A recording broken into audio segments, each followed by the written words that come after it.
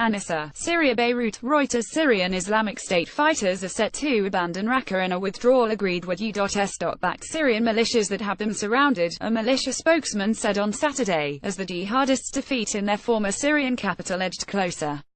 Officials gave conflicting accounts on whether foreign fighters would also be leaving the city, where the U.S.-backed Syrian Democratic Forces (SDF) have been battling to defeat Islamic State since June. SDF spokesman Talal Silo said the foreign fighters would be left behind to surrender a day, without saying when the evacuation of Syrian fighters would take place. But Omar Alush, a member of Raqqa's civil council, said the evacuation would include foreign fighters. He said it would take place overnight into Sunday. The jihadists would be taking some 400 civilians with them as human shields, he said. The final defeat of Raqqa would be a milestone in efforts to roll back the theocratic caliphate the group declared in 2014 in Syria and Iraq, where earlier this year it was driven from the city of Mosul. IS used Raqqa as a base to plan attacks against the West.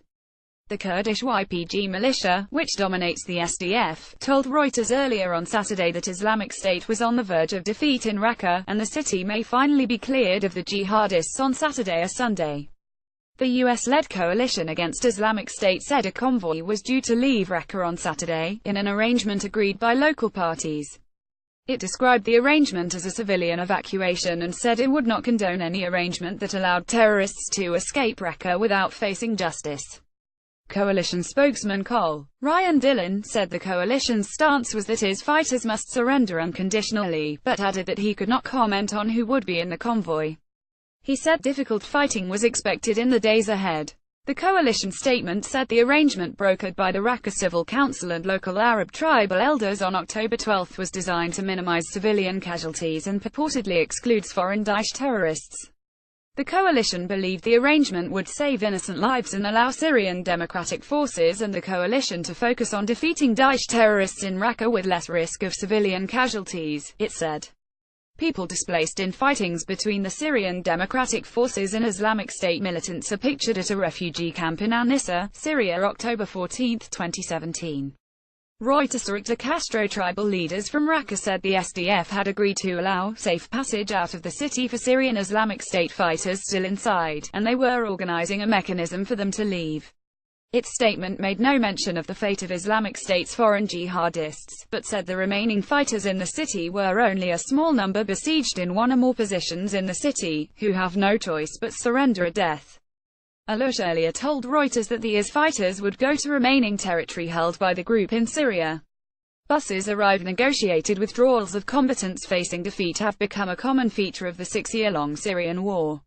An activist group that reports on Raqqa is being slaughtered silently, said on its Facebook page that dozens of buses had entered Raqqa city overnight Friday from the countryside to the north.